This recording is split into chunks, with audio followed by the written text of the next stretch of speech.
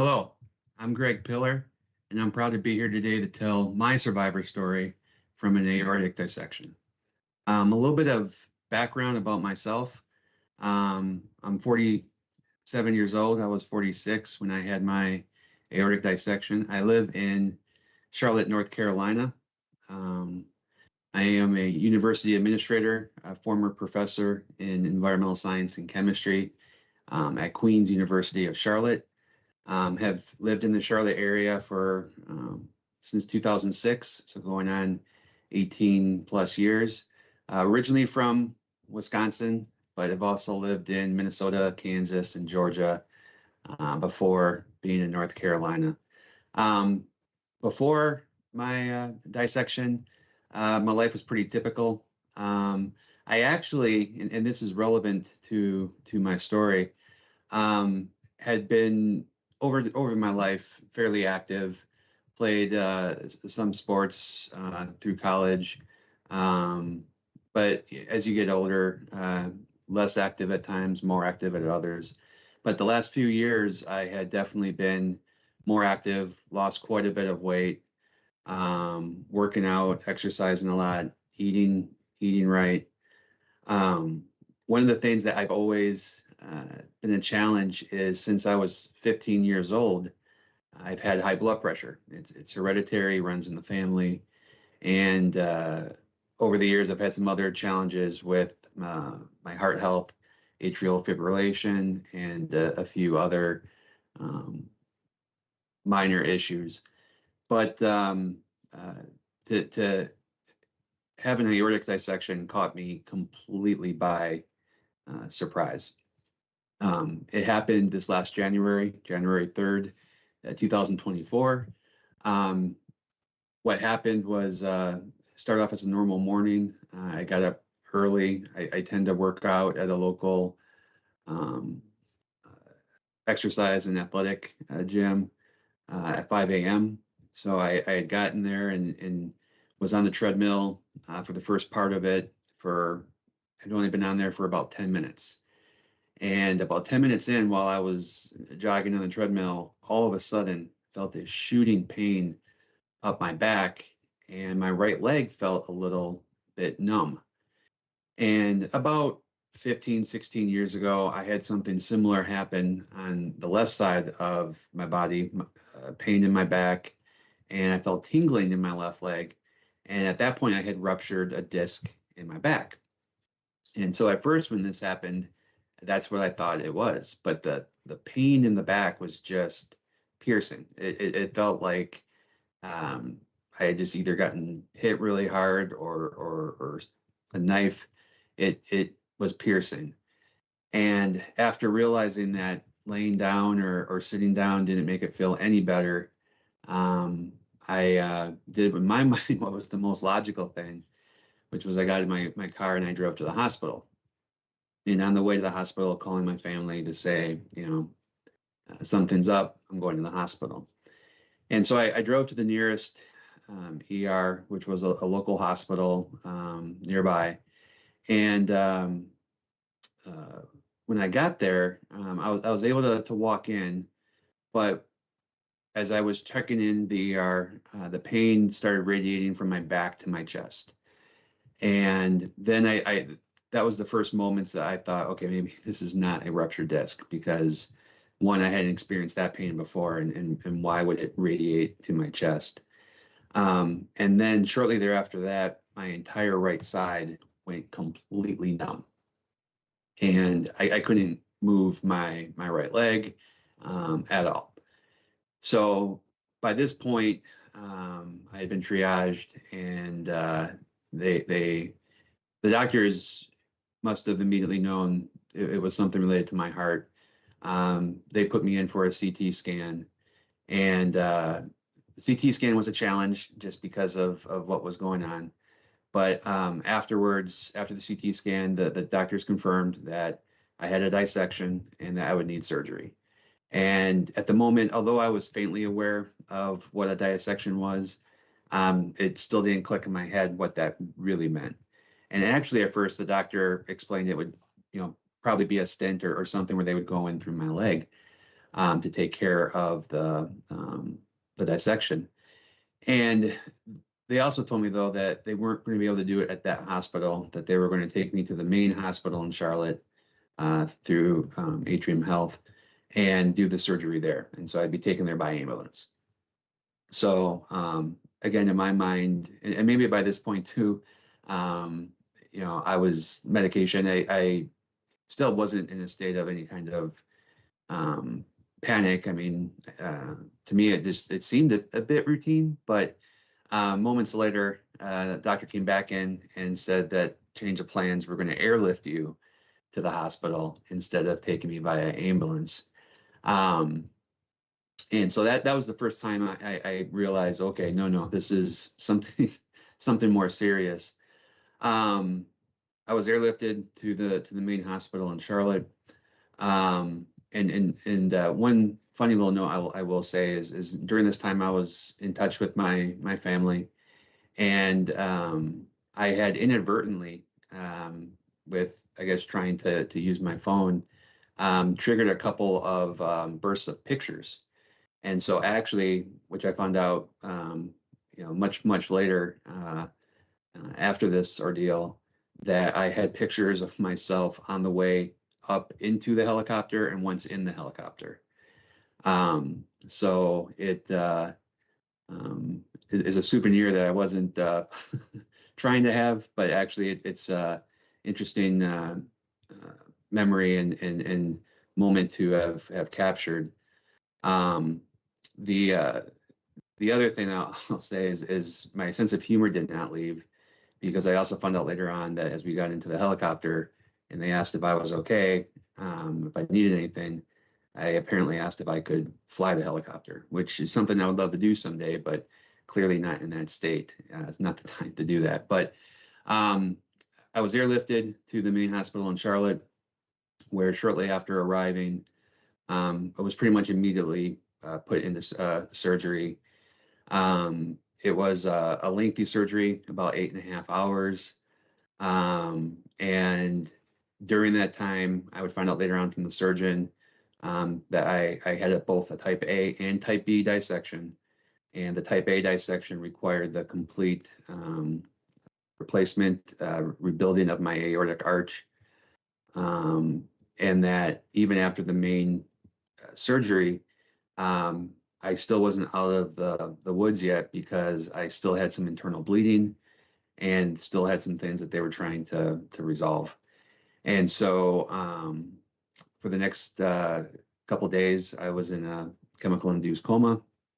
Luckily, after talking with my family and realizing that there may have been some medications that may have contributed to the challenges with the internal bleeding, they were able to finally locate that, get that fixed, and then close me up. I was still under for about, I want to say it was about 5 days of sort of being out, and they gradually brought me out of it. But when they did, definitely disorientated. I remember not fully understanding. Well, I knew I was in the hospital, but not fully understanding what had really happened. And I remember I wasn't able to talk with all the tubes and being intubated. After about 6 days, the intubation finally came out and I was able to talk. And things very slowly started coming back. Found out also during that time that they discovered that I had contracted RSV. And it was something I probably had before the dissection, because around that time, this was again right after New Year's, I had a bad cough. And so no doubt I probably had contracted that beforehand, but that complicated my recovery a little bit. I was in the intensive care for about a week, and then I was in the hospital for about 2 weeks before being finally discharged to come home. And at that point of being discharged, I knew my life was going to be different, drastically different. Still very, very weak, really, needed assistance with, I could do small walking, but needed assistance with a lot. When I was in the hospital, had started right away with some physical therapy.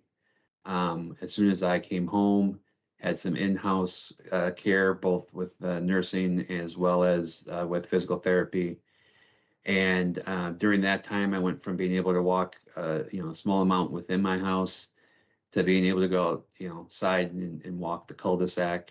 And that was another sort of stark reality of the change that was now going to be quite obvious in my daily life, because something that I could just in the past do without a second thought, and now I'm it's taken a lot of energy just to walk a short distance through our cul-de-sac.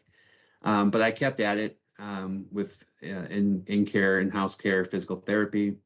That from there, I slowly transitioned into cardiac rehab, and did that for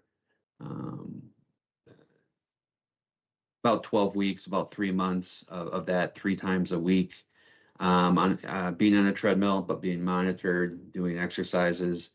That was great because since the incident happened while I was working out and exercising, having the support of the medical professionals that were present for that gave me confidence in being able to sort of start to push myself a little bit in my recovery, and was huge, along with my family, in progressing and getting better and better.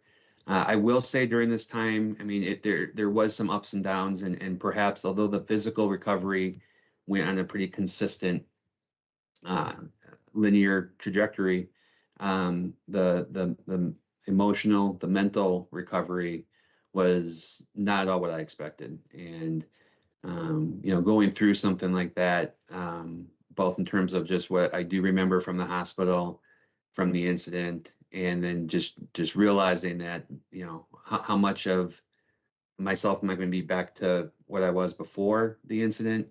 What's the new normal going to be for me?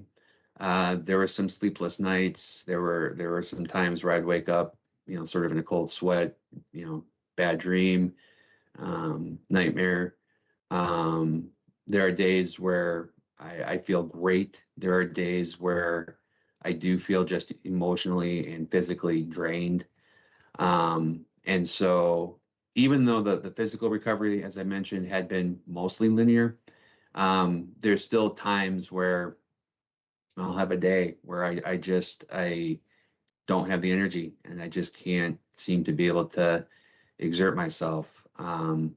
Additionally, as I continue to get better, it's definitely a marathon. It's definitely a long-term effort, because in some ways it may feel like you've plateaued, like, okay, this is about to be it in terms of getting any better. But I do continue to see, and the more I look back, I may be at a point now where the gains are smaller and smaller, but it's getting me that much closer back to exactly how I was before the incident. And so that's where a little bit too, it's definitely being patient. It's definitely utilizing support, resources, family, friends. Not, shy to say that, definitely talk with the therapist, to just continue to navigate the ups and the downs of recovering. At times, I still have some physical challenges that, is sort of, I consider it sort of just a reminder, like, hey, slow down, take your time. When my blood pressure may just drop for no particular reason, and I, may have a dizzy spell, or may feel a little bit faint. But it's where I'm at now. Is definitely a place that I think is pretty good, considering everything that I've been through. And I have found some support groups through Facebook, through some other means, such as various organizations, and to see people at different stages of this, people who are farther ahead than me since their dissection doing well, and people who have just gone through it themselves, to be able to answer their questions has been great. Being able to do that, and gives me again more of a moment to reflect on what I've been through, and to realize I'm very fortunate, even though I had a very significant and severe medical emergency. I've been able to come out of this, you know, healthy and getting better. And that's I'm very fortunate for that. Not everyone is lucky to have that. So that's something that I continue to think about as I continue to move and progress forward in my recovery, which I'm still, you know, I've had some friends, I've had some family, you know, and my doctors remind me that that was only 8-9 months ago.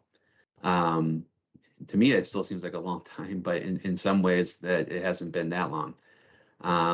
And so I've seen, connected with some people where it's been 4, 5, 7, 10 years since their dissection. So, you know, I have a long way to go to continue to recover. But it's definitely something that takes a lot of strength. Any advice that I would give folks who either maybe have been diagnosed with an aneurysm or a dissection, or that are going to find themselves in that situation, or recently did it, or recently had that experience, I would just say be patient. Be patient. Focus on yourself. Focus on your recovery. But be patient. You've just been through a very traumatic experience. Your body's been through a traumatic experience, and it's just going to take time. And this is something that my doctors have reminded me multiple times when I'll ask them questions, or they can tell I'm a little bit impatient, is unlike some other types of injuries, unlike other types of recoveries, where if you just simply put in more work, your recovery may speed up. This is something that no matter how hard you work, it's just time. You need time to heal, time to recover, in all aspects. And just to remember, even though you may get back to just about 100% of what you were before, there's still going to be lingering effects from that experience. And I've just learned to embrace it, and to keep moving forward, and then do what I can to help others who may experience this event. So with that, thank you for listening to my survivor story. And I hope the best for you.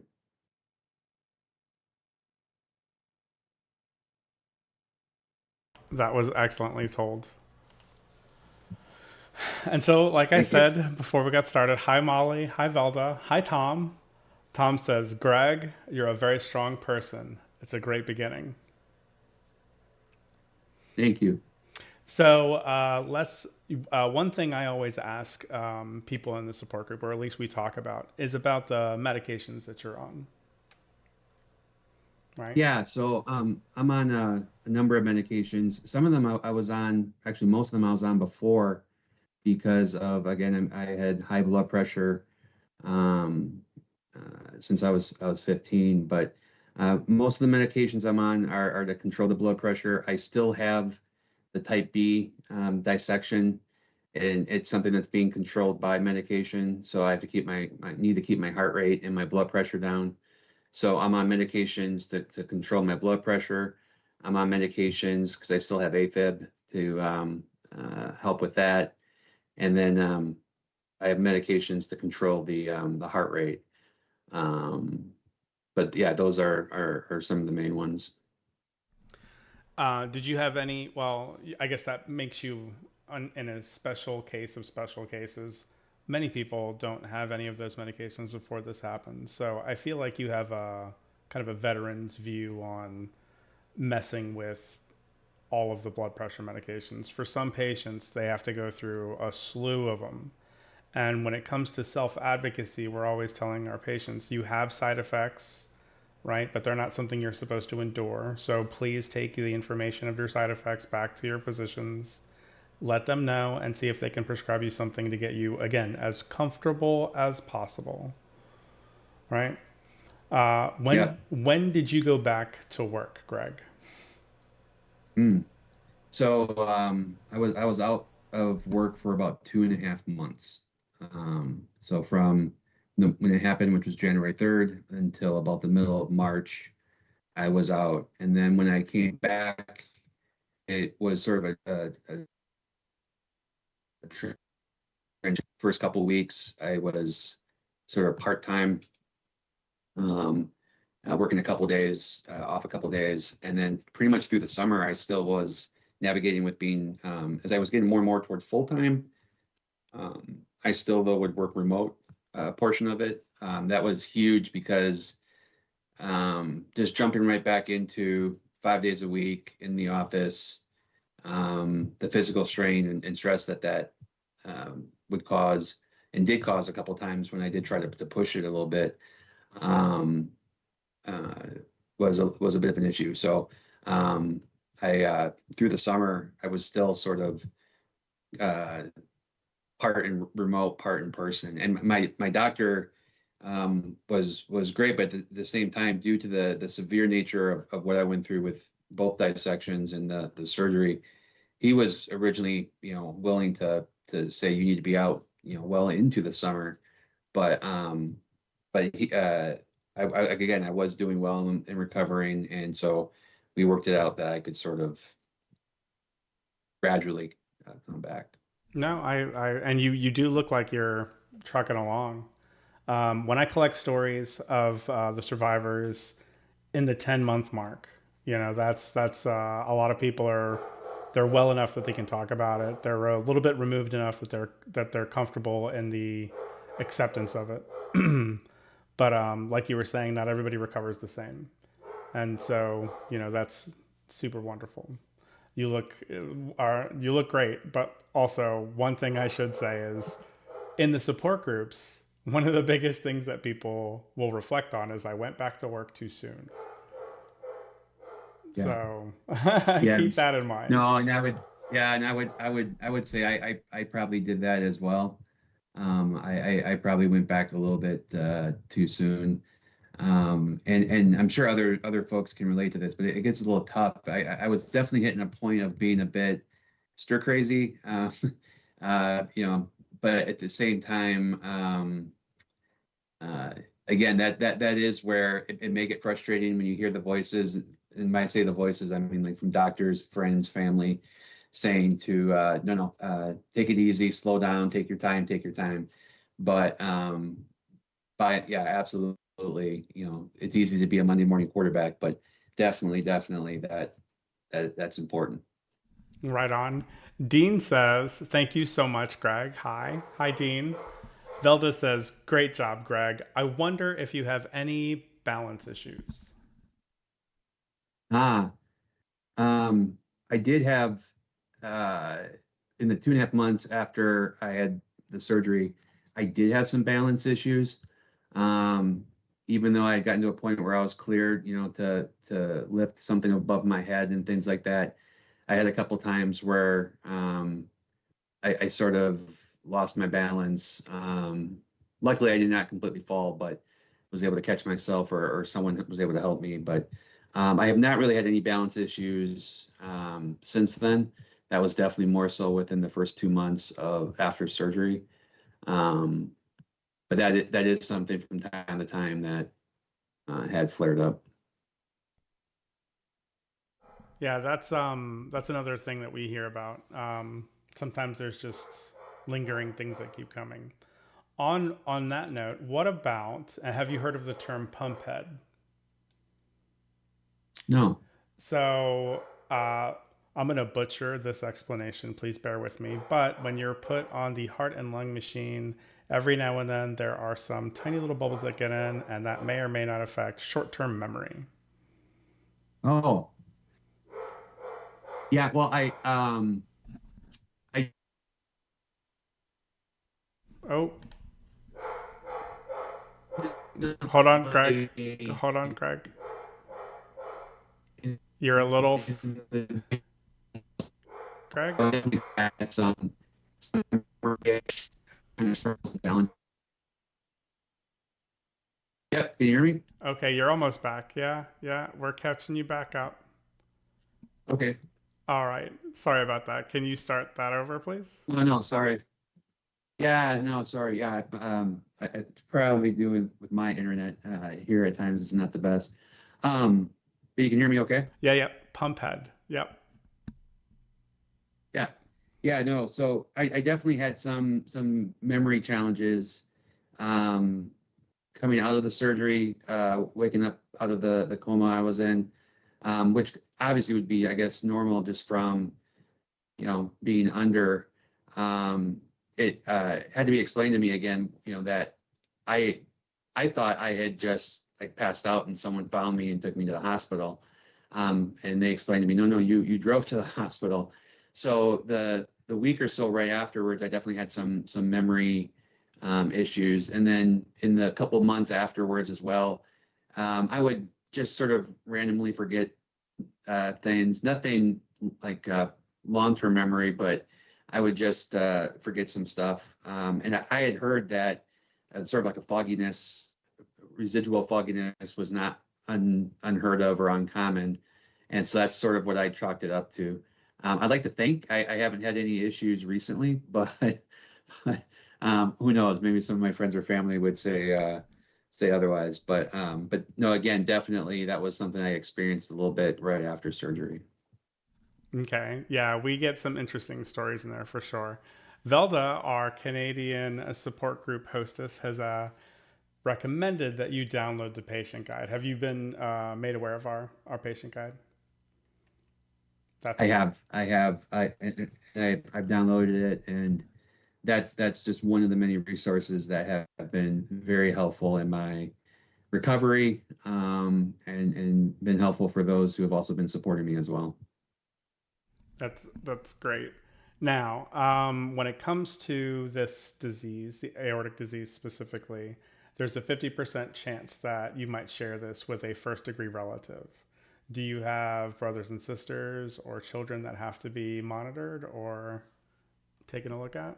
I do, and actually one of the things I'm proud to say, and maybe should mention it more so when I was talking about my story, but I have a brother who's 3 years younger than me.